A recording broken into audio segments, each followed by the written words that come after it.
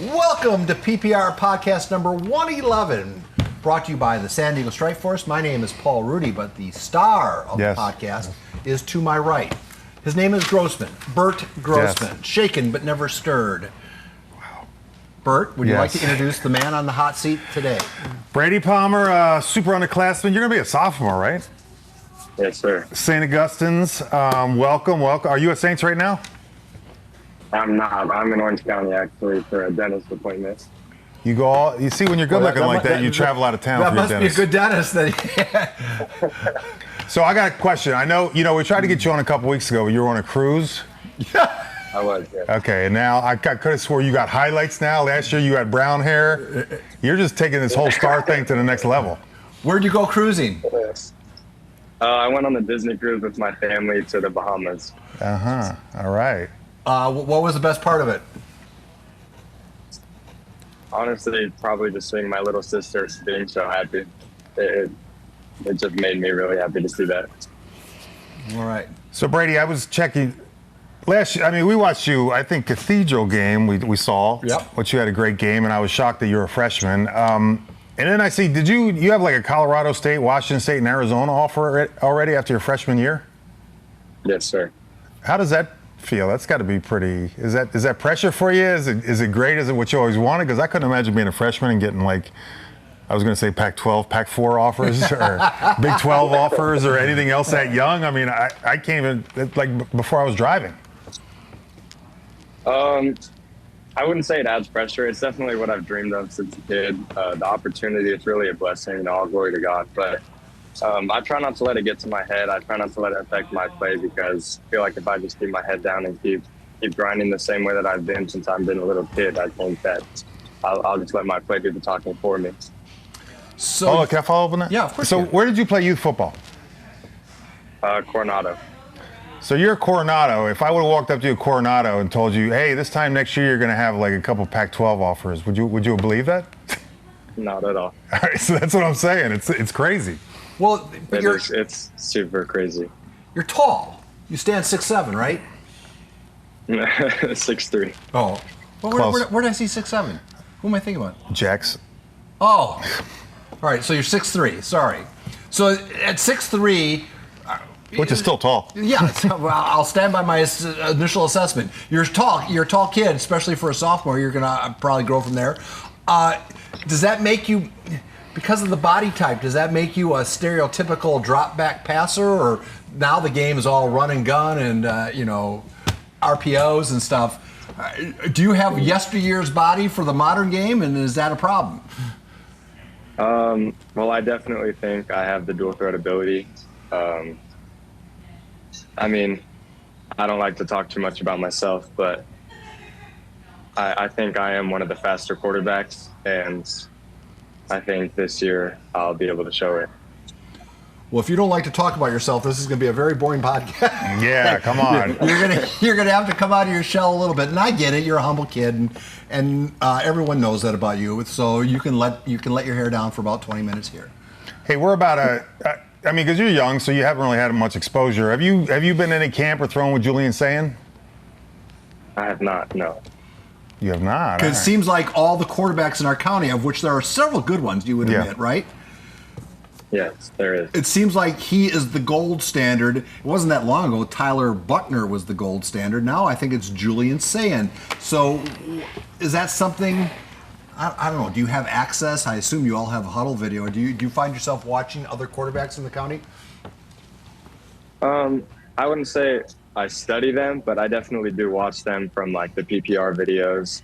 And Julian Sayin is a great quarterback, along with the Lincoln quarterback KJ. They're all great quarterbacks, and San Diego's filled with a lot of great talent, and I feel like I can add to that.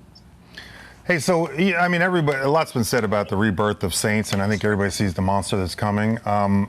If you were at Coronado, if Coach Gladnick went there, and he's assembled pretty much a college staff, where would you have gone to high school if you didn't go to Saints?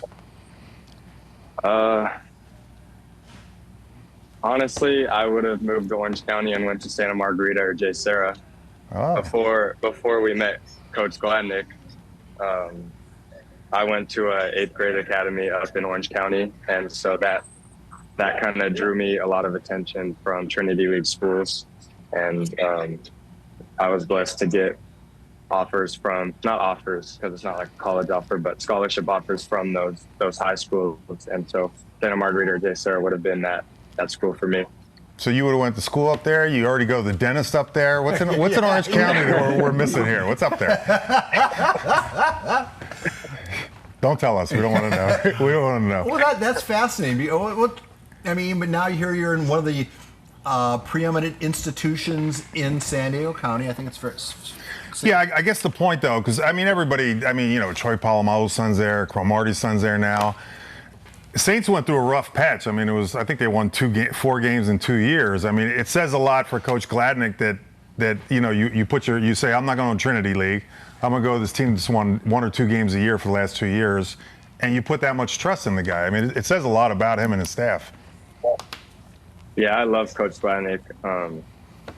There's a lot of coaches that you meet when you tour, and they're a completely different person after you get there. But I feel like Coach Gladnick, he's the same exact person that I met the first day I toured Saints, and I love him like a second dad. And I know he would do anything for me, and I put so much trust in him. The fact that you were playing, starting as a freshman, certainly didn't hurt the decision either, did it? It helped the decision that you were going to play right from the get-go? I definitely did help the decision because I wanted to go somewhere where I could play. And we knew it was going to be a tough year. There was no doubt about it. We knew we were going to go against these state championship level teams, and it was going to be rough. And we knew that going into the year. But all of us, we definitely built a brotherhood where we can rely on each other, and we're just building up from here. So it's a great opportunity. And I still look, I mean, you have Poway, Granite Hills, Mater Dei, Lincoln, Madison, Cathedral. I mean, you still have this murderers row. And I think we forget, I think we all say underclassmen, but most of y'all are just going to be sophomores now. I mean, how much changes in a year? I mean, everybody knows 2 years out we're going to have a problem with Saints, a big problem. But is it still that big a jump from freshman to sophomore year for the majority of your team? Well, if you look at stats, we only lost 2 or 3 seniors, Misa being one of them. He was our big offensive lineman loss, but we definitely rebuild, and we have depth, and we've just trained so much harder, so much differently this offseason than compared to last offseason. And last year coming in, you know, we only had like 2 months coming from 8th grade to get ready for the season, and just being a part of the entire offseason this year has definitely helped. We've built great relationships, and it's more than football when you're on Saints. And I feel like we definitely have that brotherhood that people pride themselves on. So I still gotta get, what's the sell for Saints? Like, do you get a parking pass if you decide to go there? Because I've been down there before. Like, how do you get to school? They give you a parking pass, don't they? Yeah. No, they don't. All right. Damn.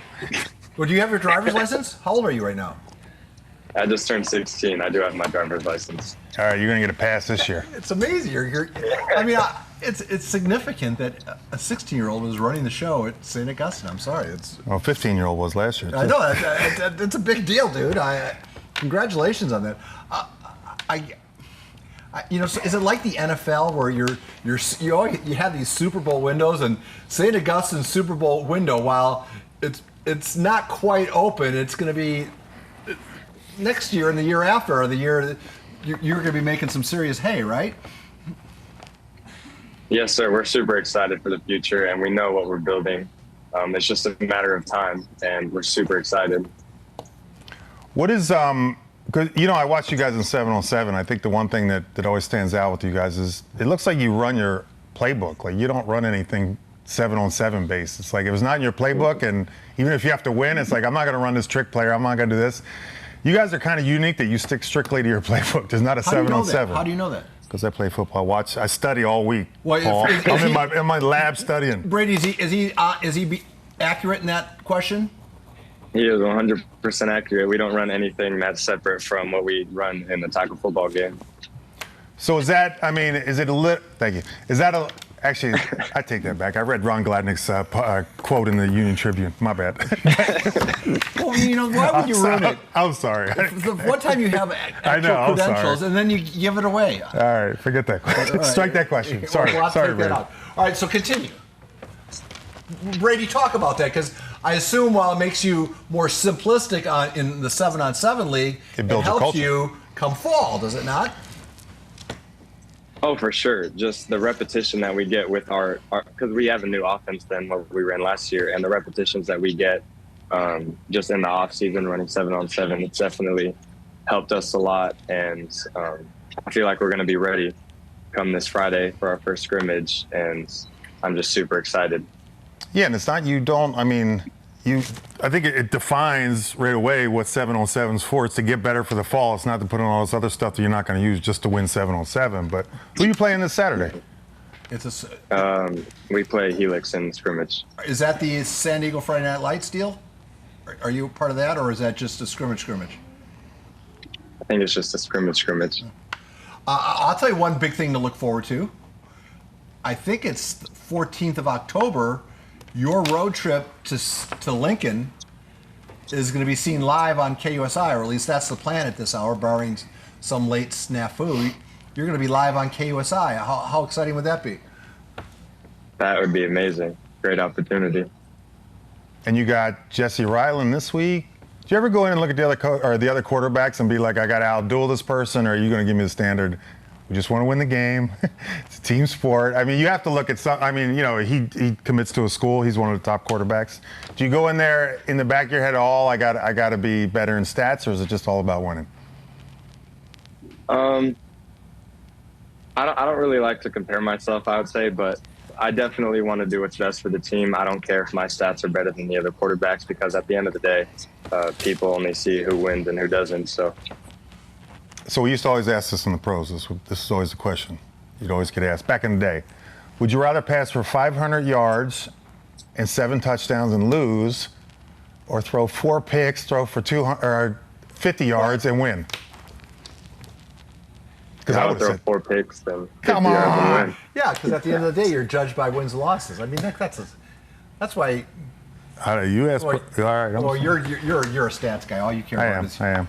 how many sacks. I had to find out.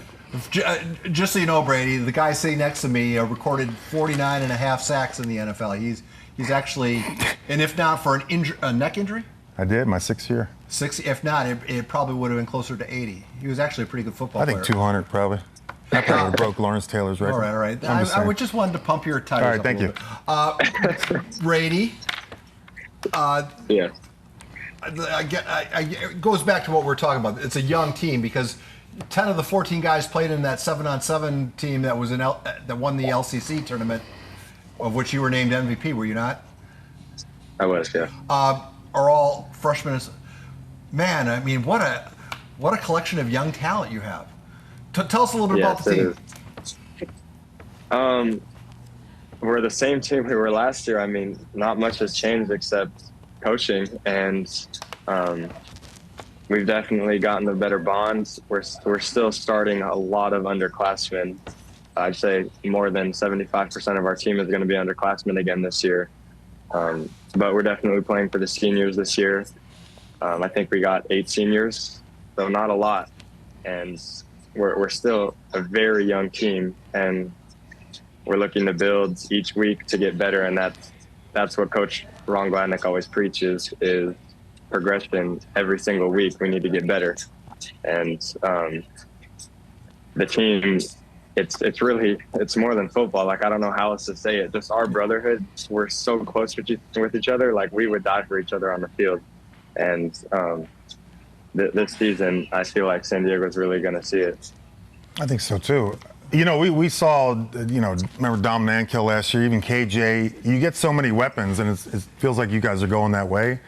Does it become hard? Because, I mean, you get all these weapons, and there's only so many plays, and there's only one football. And how do you spread it out to all these different guys that want to be the guy? I think we saw it a little bit at Modern Day. Everybody, you have all these weapons, and they all want to be the guy, but there's only one football, and there's certain routes. And is that going to be a problem? You foresee that as a problem? Because that always becomes a problem, I think. Yeah, I don't see it as a problem at all. Everyone on our team is selfless and they just want to do what's best for the team. And I feel like I have equal amount of weapons at every position where I'm confident that I could throw to my wide out, where I could throw to my slot receiver or throw a screen pass to my running back. I'm confident that they're going to get the yardage that they need to. So I don't feel like I'm targeting someone more than the other person.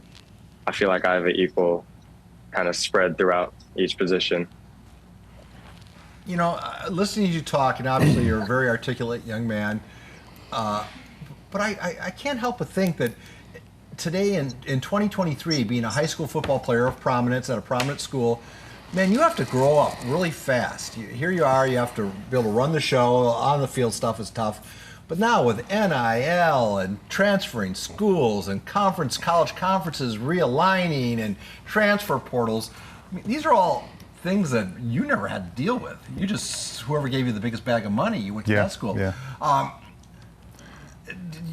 had no character. Do you get to be a kid at all? Or, I mean, are you, because you're kind of forced into being a young man right from the get-go, are you not? Oh, I for sure am, yes. Do you miss being a kid? Like riding your bike and pulling girls' pigtails and stuff? Well, you know, I mean, you ever do kid stuff? That's what I did as a kid. None of us did that, but all right. You get you know where I'm going with the question, right? Goodness. No, I for sure didn't pull girls' pigtails, but they don't even wear pigtails anymore. That shows how old he is. Yeah. All right. You know where you get my drift, do you not? Oh, I do for sure, yes. I know where you're coming from. Because you went on a Disney cruise, he went on the Titanic. That's how old he is. Just so you know. But I got off. He got off. Yeah, he's one of the few. I pretended to be a woman. A girl with pigtails. He got in life for her first. All right. So speak to the fact that you're expected to grow up very quickly in 2023. That's hard because as much as I would love to be a kid, I also love to see where I'm going right now, and I love the progress that I'm making, and I try to live in the moment. And everywhere that I'm at, I don't want to look ahead because I want to make the most of every moment that I'm in. But I definitely miss being a kid, and I used to be a big skateboarder, surfer. Now I just don't really have the time, nor Coach Gladnick lets me because he doesn't want me to get hurt. So yeah, I would take a chainsaw to skateboard in his garage. Well, now you're not a kid. Let me ask you something, because we talk a lot about the realignment, the Pac-4 now, Pac-12. I mean, you have an Arizona offer. I mean, just say, look 2-3 years down the road. Does it make a difference to you if Arizona's playing in the Big 12 and maybe it doesn't in the Southwest, or would you? Is it part of your decision that I want to be close to home and every game my parents could be there in 2 hours? I mean, does that make a difference to a recruit? Because we talk about it as older people and we watch it on TV, so it's just a different channel for us. But for recruits, does that make a difference that most of your games are going to be 2,000 miles away as opposed to 300 miles away? Or does it not matter? Honestly, it doesn't matter to me. My parents have always talked about, once I go to college and play football, if that's what God has in the past for me, they're gonna kind of sell our home and buy a motorhome and travel everywhere that I go. So just having that support system really helps me, because when it does come time to make a decision, I don't feel weighed back by having to stay close to my parents. And if today was, let's pretend today's 2-3 years down the road, it's commitment day. Who's your dream school that you commit to today? And I know you have one, so don't lie. It's not binding. That's hard. Just a dream school. That's hard. I right now I'd have to say Texas A&M. Really? Wow, fascinating. Yeah, I was 11 years old, and we have friends who live in College Station, so I got the opportunity to get a tour of Texas A&M, of all the facilities. And I know every college has amazing facilities, but Texas A&M was the first one I saw, and it's just the people there that make it so amazing. It's really not a beautiful place, College Station, Texas, but right now I would have to say Texas A&M. They just got a new quarterback coach. And yeah, it's. Well, let me help you out. You're from Coronado. Nowhere's going to be a beautiful place after that. Brady, I would not be doing my job if I didn't at least. Don't say Wisconsin, please. No. Interject this. When it comes time to make that announcement, have you ever considered making it on the #1 high school football station in the land, making your announcement live on KUSI? Is that something you'd be interested? For sure. Don't say it if you don't mean it, kid. Because we would love to. It would be a big deal. I mean, everybody says they'll do it, and then they never do it. He's 16. By the time that happens, it's going to be Bo and Brandon, not us. So what? You and I are going to be at Shady Pines Brady, Village. I'm just going to plant the seed. That's a Golden Girls reference. Yes, I got it. Brady, I'm just going to leave it at this. There is a standing invitation. If you would like to make your announcement live on KUSI, we will make it a big deal for you and play it up big. So just the offer's there. I won't press you. And if my parents ever took a motorhome to my college, I would flatten the tires. They would never get out of the garage. You wouldn't want them to follow you? Oh, my. Jeez, I remember one time they showed up at my... Community college? No, they showed up at my house, and we were not prepared for arrival from my parents. Oh boy! Oh, out here. You went to no. Didn't you go to truck driving school or something? Yeah, the truck driving school I went to. They showed up at my 3rd Avenue home in De Pere, Wisconsin, and it was an eye-opening experience for everybody. Brady, I got to ask Brady one question. Yeah, sure. Brady, first start, freshman year.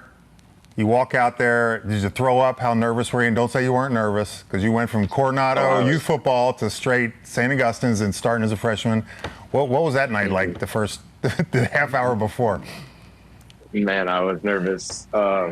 Watching film on El Camino, they got some big dudes. Yeah, and not just big, they are fast. And I felt like I wouldn't be able to run away from them because they're just big, fast Samoans, and just that playing a factor in how nervous I was. I do remember that my first varsity start, man, it was something else. I was so nervous because I wasn't able to play a youth season before high school because COVID shut it down. So it was like my team didn't play. And so I felt like I was already at a disadvantage because I didn't play a season of tackle football before coming into high school. But I was dead nervous before my first start. And I remember walking onto the fields and just saw the El Camino lineman chirping at me, talking about how I'm a freshman. Yeah, it was scary. And how quick does that go? Is it the second play? Is it the third quarter? Or never? Still nervous about it? After the first drive, I do remember becoming a lot more comfortable. I think we called like 5 run plays in a row because my coach knew I was so nervous. But yeah. John Carroll, who works on our staff now, talks about the day he first got the job at Oceanside. And he was calling the plays, and I think it was his job at very first game. He's the head coach, newly appointed, and the offense takes the field, and he had to call timeout because he forgot the play he was going to call, and he just froze up, and he had to call timeout, and he went out there and said, "Guys, I just want to tell you how special a moment this is, and I want you to enjoy it." But he literally forgot the play he was going to call. I'm wondering. It might have been El Camino. He got nervous too. Do you have a moment that now that just amongst us, 3 hens here, is there a moment that like, oh geez, I wish I could, that's just a boneheaded thing I did? Have you forgotten a play, or have you forgotten something in the huddle? Share with us your most embarrassing moment so far in your career. Most embarrassing moment was second round of the playoffs. We were playing against Mission Hills, and I think it was like the second drive of the game for us. And I got the ball and I had to scramble because Mission Hills has some good linemen. They're fast. And so I had to get out of the pocket quickly. And so I was about to throw it, and then I got grabbed by my back and spun. And then I threw the ball backwards, and it was a live ball. And it went like 30 yards backwards because I thought I threw it out of bounds. And so Mission Hills, it was like 2 inches from the sideline. I was just like, please go out of bounds. And then Mission Hills dove on it, and it was their ball. and I still get made fun of it to this day by my coaches and my team. That's not bad. If that's the worst ever, you're fine. Dude, jeez. I mean, I threw the ball the opposite direction.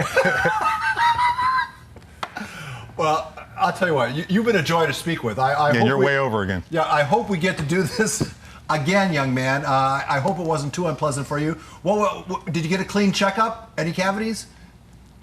No cavities, nope. Nice. So, what's your toothpaste of choice? What are you brushing with these days? Gosh. Shoot, I don't know any toothpaste. My mom, I just use whatever my mom can tell me. Fair enough. Hey, Brady, get home safely, and thank you for doing this. We look forward to getting to know you better come October when we carry your game, okay? And remember. Yes, sir. Oh, hey, do you have his phone number? No, I'll get it from him. Brady, can I give you? Do you have? I want all your social media tags so we can post this on. I'm going to post it later today. Okay. Can I give you my? Do you have a way to take down a number right now? Brady, I'll just Brady, send me on that messenger. Send me your cell and I'll give it to him.